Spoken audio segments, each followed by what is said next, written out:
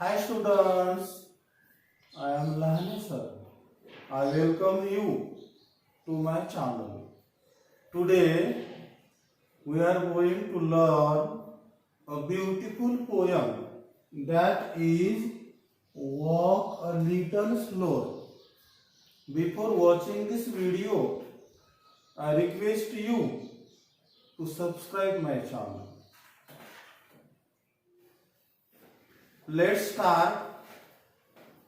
तर आज आपण unit 1.1 walk a little slower ही कविता शिकणार आहोत. तर तुम्ही काय करता किंवा काही विद्यार्थी काय करतात, आपल्या वडिलांशी, आईशी, शिक्षकांशी बोलायला घाबरतात, बोलत नाहीत. काही बोलतात, you should talk to your teacher, to your father, to your mother. You should communicate, especially your father, your thoughts, your feelings. तर काही मुलं बोलतात, काही बोलत नाहीत. खास करून तुम्ही तुमच्या वडिलांशी बोलायला हवं. आपल्या ज्या भावना आहेत, आपले जे विचार आहेत, ते तुम्ही व्यक्त करायला हवं. आता या कवितेमधला जो लहान मुलगा आहे, तो आपल्या वडिलांशी काय बोलत आहे. Let's learn a poem. तर आपण कविता शिकूया. नेमकं या पोयम मध्ये काय सांगितलंय. The child requests his father to walk a little slower. The poet implies that the child wants to understand his father's action better. तर या कवितेमध्ये लहान मुलगा आपल्या वडिलांना काय करतो, विनंती करतो आणि हळू चालायला सांगतो. हळू चालणे म्हणजे टू डू ऍक्टिव्हिटीज स्लोली, म्हणजे काम, कृती एकदम हळूने करणे, जेणेकरून त्या मुलाला समजेल. असा हा मुलगा विनंती करतो. एक तर मुलाला आपल्या वडिलांच्या जे काही कृती आहेत त्या समजून घ्यायच्या, असं वर्णन या कवितेमध्ये आहे. This poem has 4 stanzas. या कवितेला 4 कडवे आहेत. Each stanza has 4 lines.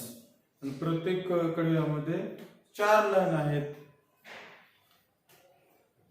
First stanza, walk a little slower daddy, said a little child so small, I am following in your footsteps and I don't want to fall.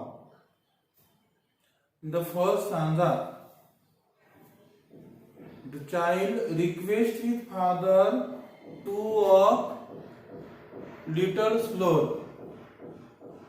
That is to do activities slowly. आता हा मुलगा आपल्या वडिलांना हळू चालायला विनंती करतो. आता walk means here way of life. Walk म्हणजे चालले नाही, जीवनाचा मार्ग. तर त्या मुलाला आपल्या वडिलांना जे काही कृती आहेत, जे विचार आहेत, ते समजून घ्यायचे. म्हणून तो सावकाश चालायला सांगतो. म्हणजे वॉक म्हणजे जीवनाचा मार्ग. The speaker in this poem is the child. या कवितेमधला जो स्पीकर आहे, वक्ता, आपल्याशी बोलणारा, आपल्याला माहिती देणारा, निवेदक कोण आहे, तर तो लहान मुलगा आहे. This poem is addressed to a father. आणि ही कविता कुणाला उद्देशून म्हटलेली आहे, तर वडिलांना. The child is talking to his father. तर लहान मुलगा आपल्या वडिलांशी बोलत आहे. पुढे काय म्हणतो तो मुलगा, I am following in your footsteps. Direct speech झालं. उत्तर देताना child says that it is चाइल्डचे सर्वनाम काय वापरायचं? It is following in its father's footsteps. It doesn't want to fall. आता पुढं मुलगा काय म्हणतो? कवी आलं कवी लिहायचं, लहान मुलगा आला मुलगा लिहायचं. मुलगा काय म्हणतो? तर मी काय करत आहे? तर मी तुमच्या पावलावर पाऊल घेऊन चालत आहे. तुम्ही तुमच्या पाठीमागे चालत आहे. आता या ठिकाणी फॉलो म्हणजे पाठीमागे चालणे. याचा अर्थ कसा घ्यायचा? शब्दाने अर्थ घ्यायचा नाही. इन लाईफ जीवनाचा अर्थ कसा घ्यायचा? The child is imitating his father. तो लहान मुलगा आपल्या वडिलांचं अनुकरण करत आहे. वडिलांचे विचार असतील, वडिलांचे कृती असेल, वडिलांचे संस्कार असतील, याचं अनुकरण तो लहान मुलगा करत आहे. लहान मुलं काय करतात? तर मोठ्या माणसाचा आदर्श डोळ्यासमोर ठेवतात आणि मोठी माणसं ज्याप्रमाणे वागतात, बोलतात, चालतात त्याप्रमाणे अनुकरण करतात. म्हणून इथे म्हटलेलं आहे the child is following in its father's footstep. हा लहान मुलगा आपल्या वडिलांच्या पावलावर पाऊल ठेवून चालत आहे, पावलांचा मागोवा घेत आहे. म्हणजेच the father is leader, the father is guide, the child is follower. तर वडील मार्गदर्शक आहेत आणि तो मुलगा काय आहे? तर शिष्य आहे, अनुयायी आहे. And I don't want to fall.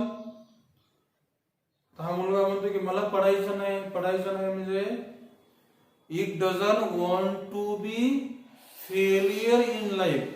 आता चालताना खाली पडायचं नाही म्हणजे त्याला जीवनामध्ये अपयशी व्हायचं नाही असा अर्थ घ्यायचा.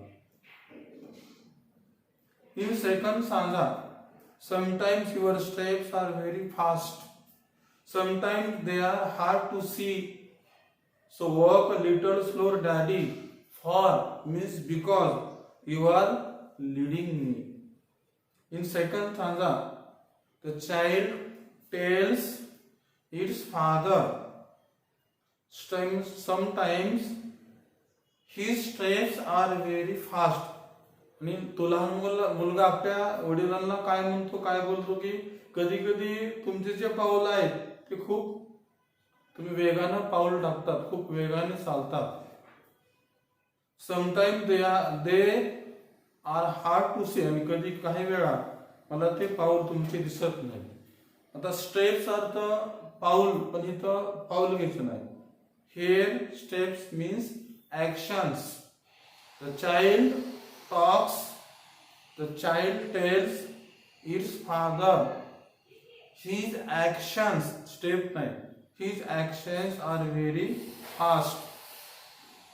Sometimes its father actions hard to C.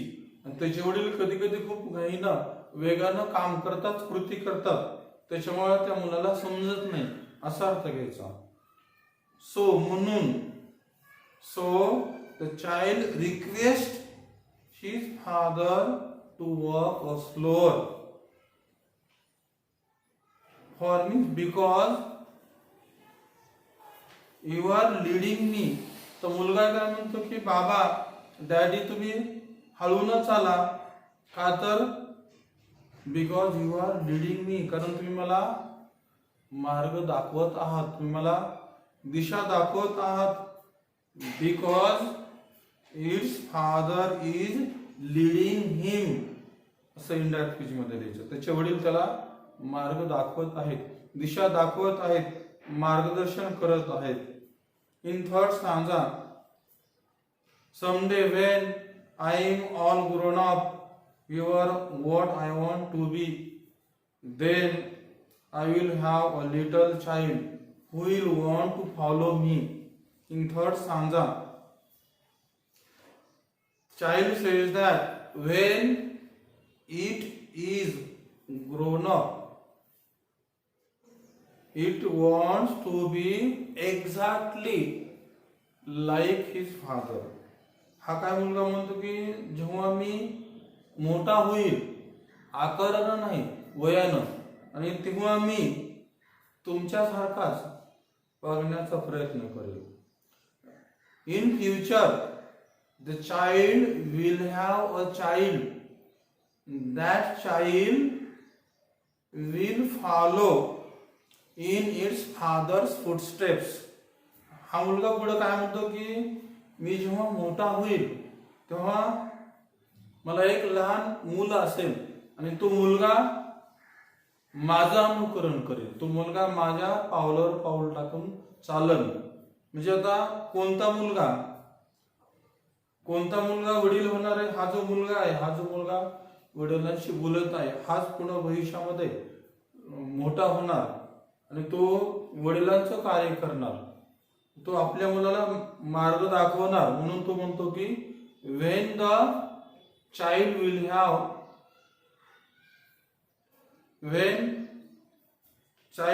have a little child, that child will follow. आणि जेव्हा हा मुलगा मोठा होईल तेव्हा त्याला एक लहान मुलं असेल आणि त्याचा मुलगा जो आहे तो काय करणार, अनुकरण. आपण त्याला जनरेशन म्हणतो. आपल्याकडची एक पिढी दुसऱ्या पिढीला काय करत आहे तर संस्कार देत असते, आपण तो वारसा घेत असतो. In fourth stanza, in last stanza, and I would want to lead just right and know that I was true. So walk a little slower, Daddy, or I must follow you. Last stanza, the child says that it wants to lead its child. He knows that he was true. शेवटी मुलगा काय म्हणतो की मी काय करेल तर मी माझ्या मुलाला मार्ग दाखवण किंवा दाखवण्याची इच्छा, आणि मला किंवा लक्षात येईल की मी माझं खरं होतं, माझं योग्य होतं, मला लहानपणी माझ्या वडिलांनी जे काही मार्ग दाखवला तो योग्य होता हे मला माहिती आहे. At last the child requests again his father to walk a little slower, that is to do activities slowly. Why? Because he must follow his father. आणि तो लहान मुलगा आपल्या वडिलांना शेवटी विनंती करतो, पुन्हा विनंती करतो की बाबा तुम्ही हळूने चाला, म्हणजे तुमचं जे पाऊल आहे ते हळूने टाका, तुमचे जे काम आहे कार्य आहे ते एकदम सावकाश करा, कारण मी तुमचं अनुकरण केलंच पाहिजे. Do you understand? Yes or no? See you again.